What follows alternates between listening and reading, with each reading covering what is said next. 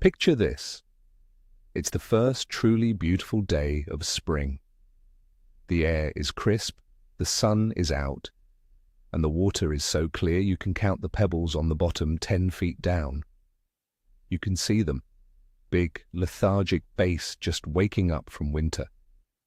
You make the perfect cast, your lure lands softly, and they scatter like you just threw a rock at them. What went wrong? What if I told you the very line you trusted to pull fish through the ice is now the exact reason you're going home empty-handed? Today we're talking about why that heavy winter line is a glowing neon sign in clear spring water. And I promise you, by the end of this video, you'll look at your spool of line in a whole new way. So let me ask you, do you honestly believe fish can't see your 10-pound test mono in water this clear? Let's get into it. For months, we've been in what I call the winter mindset. It's all about brute force and durability. We're using thick, heavy line because we're fishing around jagged ice, deep rock piles, and tangled, dead vegetation. Abrasion resistance is king. It's a habit born out of necessity, and it's a good one for winter. But the problem is we carry that habit over into spring without a second thought. We re-spool with the same old, reliable, thick monofilament or heavy braid because it's what we trust. We think stronger is better. But as the ice melts and the water clears to gin-like visibility, that mindset becomes our biggest enemy. The rules of the game have completely changed, but we're still playing with our winter playbook. That's the mistake thousands of anglers make every single year, and it's probably the #1 reason for a slow start to the spring season. First, let's talk about the simple physics of it. The spring sun sits at a lower angle in the sky for most of the day. When its light hits the water, especially super clear, cold water that doesn't have much algae or sediment, it penetrates deep. Think of it like a spotlight. Now imagine stretching a thick opaque rope through the beam of that spotlight. It's impossible to miss, right? That's your heavy monofilament line. Even colored lines that are supposed to disappear don't stand a chance. The water is acting like a magnifying glass, and your line is the subject. We often forget that what looks thin in our hands on the shore looks like a telephone cable to a fish looking up at a bright sky. It's an unnatural, linear object in a world of soft, natural shapes.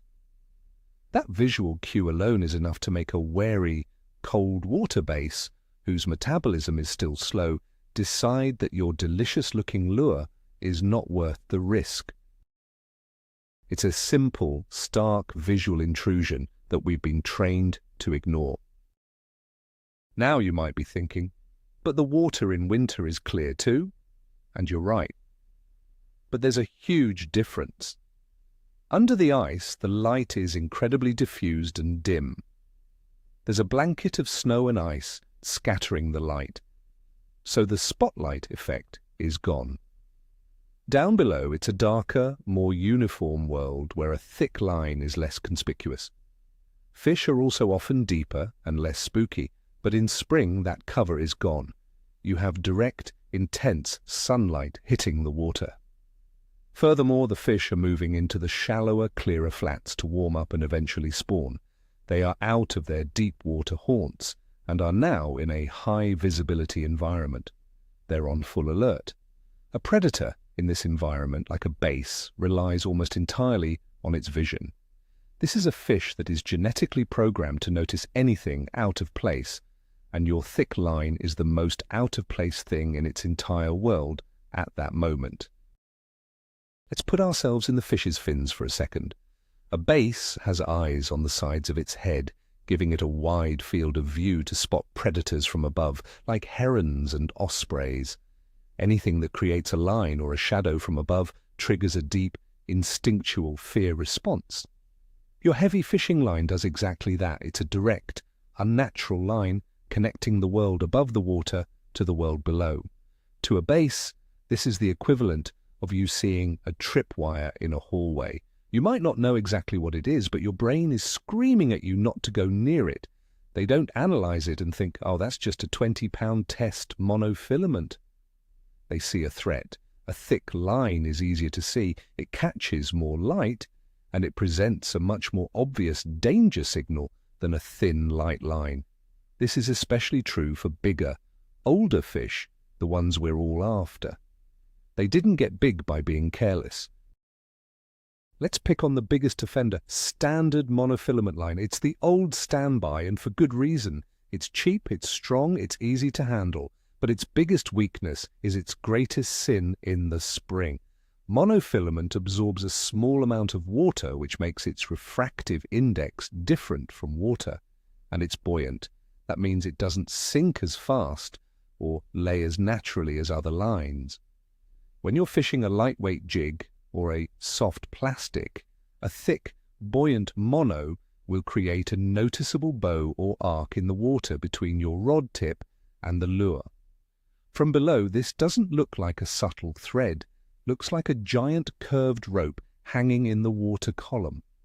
It completely disconnects the lure from the environment, making it look like a puppet on a string. And a fish knows that food doesn't come with strings attached. This is why you'll often see a fish follow your lure right to the boat and then turn away. It got close enough to see the puppet strings. Okay, so what about the invisible line? I'm talking about fluorocarbon. The marketing tells us it has nearly the same refractive index as water, making it disappear. And in a perfect world, that's somewhat true. But we don't fish in a perfect world. The moment that fluorocarbon line gets any nicks, scratches, or even just a bit of slime on it, its light refracting properties change. It starts to catch the light and becomes visible. More importantly, diameter is still a huge factor. A thick 20-pound test fluorocarbon line is still a thick line. It might be less visible than a comparable mono, but it is far from invisible. It still displaces a lot of water, it still casts a shadow, and it's still an unnatural object. Anglers get lulled into a false sense of security, thinking they're being stealthy with their heavy fluoro, when in reality, it's still a fire hose in a swimming pool. The invisibility is a spectrum, not an on-off switch, and a thick line is always on the more visible end of that spectrum. Here's something most anglers never even consider: the shadow. We talked about how the low spring sun penetrates the water, but think about the shadow your line casts on the bottom. In shallow, clear water, this is a massive factor. A thick 12 or 15-pound test line casts a surprisingly distinct, long, black line across the sand or gravel bottom. As you retrieve your lure, this shadow moves. To a wary base, what does a long, thin, dark, slithering shadow look like? It looks like a snake, or it looks like the leg of a heron wading through the water. Both of these are major predator signals. The fish isn't just seeing the line itself, it's seeing the line's effect on the environment. A lighter, thinner line casts a much fainter, less defined shadow that is far less likely to trigger that panic button in a fish's brain. It's a subtle detail, but in the chess game of spring fishing, subtle details are everything. Beyond the visual problems, there's an unseen killer: vibration. Water is an incredible medium for transmitting vibrations, and fish are masters at detecting them with their lateral line. It's how they feel prey and danger. A thick, heavy diameter fishing line moving through the water creates a much more significant hum or vibration than a thin line. Think about dragging a thick rope through the water versus a piece of thread. The rope creates a noticeable wake and disturbance. Your fishing line does the same thing on a smaller scale. When you're using a finesse presentation, trying to be subtle and natural, that heavy line is sending out a constant, unnatural vibratory signal that screams something is wrong here. It's the underwater equivalent of someone walking through the woods and stepping on every dry twig. You're announcing your presence long before your lure ever gets to the fish. Now let's talk about your lure. You just spent good money on a jerkbait that has the perfect suspending action, or a small Ned rig that's supposed to glide naturally to the bottom. Well, that heavy winter line is choking the life out of it. A thick, stiff line acts as a leash, restricting the lure's movement. It dampens the subtle wobbles, kills the suspending hang time, and makes a lightweight bait fall in an unnatural pendulum-like motion. The lure can't do what it was designed to do because it's tethered to a fire hose. A thinner, more supple line gives the lure freedom. It allows a jerkbait to slash and pause more erratically. It lets a lightweight jig fall vertically and naturally. You're not just hiding your connection to the lure from the fish's eyes, you're fundamentally improving the action of that lure, making it look far more like a real, vulnerable meal. I want you to imagine a real-world test. I've done this myself, and it's an eye-opener. Take two identical rods and reels with identical lures. On one, spool up your standard 12-pound monofilament. On the other, spool up 6-pound fluorocarbon. Go to a clear pond or a shallow bay where you can see the fish. Fish for an hour with the heavy setup. Watch how the fish react. You'll see them follow, you'll see them get curious, but most will turn away. They'll spook if the line touches them. Now pick up the light setup, make the same casts to the same areas. The difference is immediate. The fish will come closer, they'll follow for longer, they will commit. They might still ignore it sometimes, but the level of negative reaction is drastically reduced. It's not about magic, it's about removing the biggest negative variable from the equation, which is that giant, obvious line. So, what's the first and most obvious step? You have to downsize your main line. I know it feels wrong, especially if you're used to horsing fish out of heavy cover, but for open, clear water in the spring, it's non-negotiable. If you're a spinning gear enthusiast, this is your time to shine. Dropping from a 10 or 12-pound line down to a 6 or 8-pound test is a massive change in diameter and visibility. Even if you're using a baitcaster, going from 17-pound down to 10 or 12 makes a world of difference. The goal is to find the sweet spot between having enough strength to handle the fish you're targeting and having a line that's thin enough to be stealthy. Forget the number on the box for a minute and think about the diameter. Your goal should be to use the absolute lightest, thinnest line you can get away with for the conditions. Now I can hear the baitcaster guys screaming, "I'm not putting 6-pound test on my heavy-duty reel," and you don't have to. This is where the leader system becomes your best friend. This is the ultimate compromise, giving you the best of both worlds. You can keep your strong, manageable mainline, say 20 or 30-pound braid, but connect a leader of light, stealthy fluorocarbon for the last few feet. You get the strength, sensitivity, and casting distance of braid with the near invisibility of a light fluorocarbon leader right where it matters most, next to your lure. This is the single most effective tactic for clear water fishing, period. It allows you to use your preferred heavy gear while presenting your bait in the most natural, unobtrusive way possible. It's a small change that makes a colossal difference in your presentation. Choosing the right leader material is crucial. For this application, 100% fluorocarbon is the only way to go. Don't cheap out on fluorocarbon-coated lines. You want the real deal. The reason is twofold. First, its main advantage is its low visibility, as we've discussed. Second, it's denser than monofilament and sinks, which helps your lure get down and stay down, presenting a more natural look. It also has incredible abrasion resistance for its diameter. So if your lure does bump into a rock or a piece of wood, that short piece of 6 or 8-pound fluoro leader is surprisingly tough. You're getting stealth and durability in one package. Match the leader size to the conditions. For super clear, open water, 6 or 8 pound is perfect. If there's a bit of cover, you can bump up to 10 or 12. But the key is that it's always significantly thinner and less visible than your main line. A leader system is only as strong as its connecting knot. This is where a lot of anglers get nervous, but you don't have to. There are several incredibly strong, slim profile knots designed specifically for connecting braid to a fluorocarbon leader.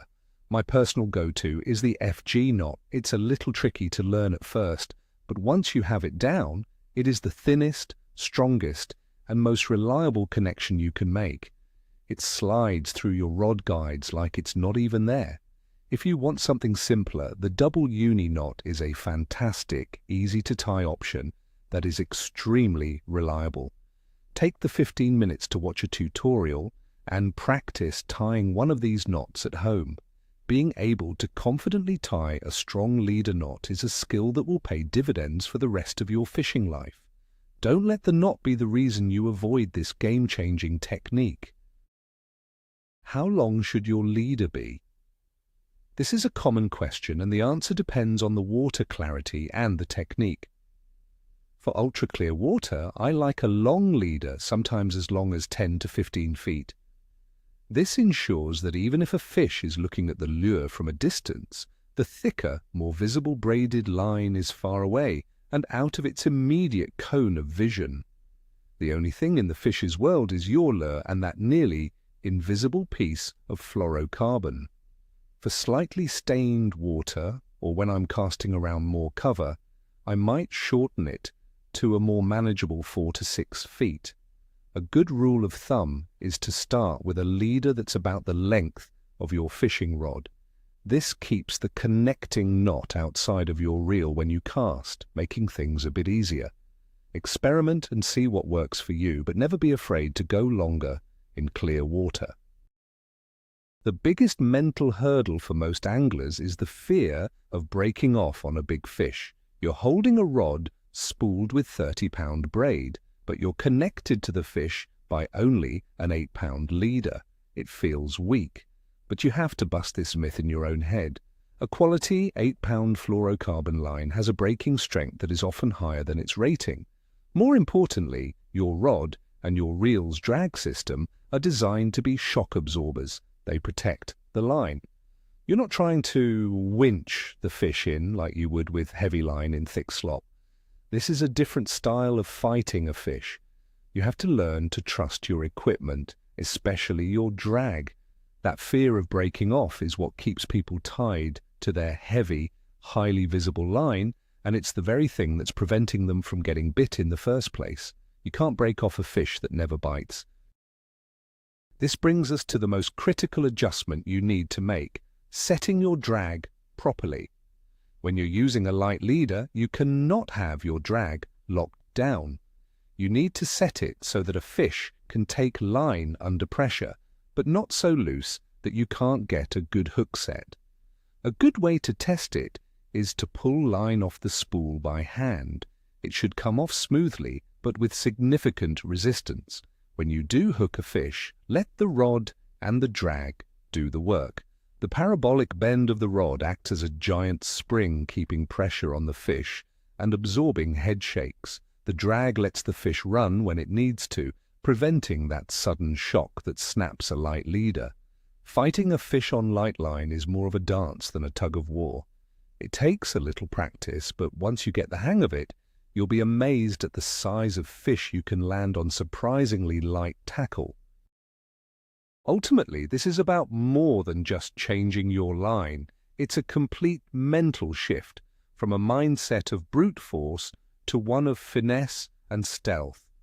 Spring fishing in clear water isn't about overpowering the fish. It's about tricking them. It's about becoming an invisible predator. You have to start thinking about all the little details, the visibility of your line, the shadow it casts, the noise it makes, the way it affects your lure. This is a more thoughtful, more strategic way to fish. And honestly, it's more rewarding. There's an immense satisfaction in knowing you fooled a wise old fish, by perfecting your presentation, not just by ripping a lure past its face and triggering a reaction strike. You're outsmarting the fish on its home turf, and that requires a change in philosophy, starting with that connection between you and the lure. I think we all know that one guy at the lake. He's been fishing the same way for 40 years. He uses the same 15-pound test green monofilament on every rod for every season. In the summer, when the water is stained and he's dragging a big worm through the weeds, he does just fine. But come spring, you see him fishing the same clear, shallow flats as everyone else, and he's complaining that the fish just ain't biting today. Meanwhile, the angler 50 yards away, using a light line and a leader, is putting on a clinic. It's not luck, it's not a secret spot, it's adaptation. The guy who refuses to adapt his line choice to the conditions is putting himself at a massive, massive disadvantage. You might as well be throwing a cast net. Don't be that guy. Be the angler who understands that the conditions dictate the presentation, and in clear spring water, stealth is king. Now, am I saying that heavy line has no place in the spring? Absolutely not. There are definitely times when it's still the right tool for the job. If you're fishing in muddy, stained water from spring runoff, the fish can't see your line anyway, so line diameter is far less of a concern. If you're flipping heavy jigs into thick, flooded bushes or laydowns, you need that 20-pound fluorocarbon to pull the fish out of that nasty cover. The key is to think critically about the situation. The neon sign effect is a direct result of two factors: high water clarity and spooky pressured fish. If one or both of those factors are not present, then you can get away with using heavier tackle. But for the vast majority of spring scenarios, especially on those beautiful, calm, bluebird days, downsizing is not just an option, it's a necessity. So, let's bring it all together. The one simple change is this: treat your fishing line as the most important part of your stealth system. Acknowledge that in clear water, it's not an invisible connection, it's a potential liability. It's a visual distraction, a shadow-casting monster, a vibration-creating machine, and a lure action killer. By simply downsizing your main line, or even better, adopting a braid-to-fluorocarbon leader system, you eliminate all of those problems at once. You make your presentation more natural, more effective, and infinitely more appealing to the fish you're trying to catch. It's not about a magic lure or a secret color. The biggest secret to catching more fish this spring is hiding the fact that you're there at all, and that starts with turning off that neon sign at the end of your rod. So, there you have it. That tough, reliable winter line you've been using is, without a doubt, the biggest reason fish are ignoring you in clear spring water. The real aha moment isn't just realizing the line is visible. It's understanding the other things it does, the shadow it casts, the vibration it creates, and how it completely deadens the action of your lure. The solution isn't just to use a clearer line, it's to use a thinner line, and the best way to do that without sacrificing strength is with a braid-to-leader setup. This one adjustment can fundamentally change your success rate during one of the most challenging, yet rewarding, times of the year. Thank you so much for watching. If this video made you look at that spool of line on your reel a little differently, do me a favor and hit that like button, and make sure you're subscribed so you don't miss out on more tips that will help you put more fish in the boat. Now I want to hear from you. What's the biggest aha moment you've had in your own fishing that completely changed how you approached a certain season or technique? Drop your story in the comments below. I read every single one.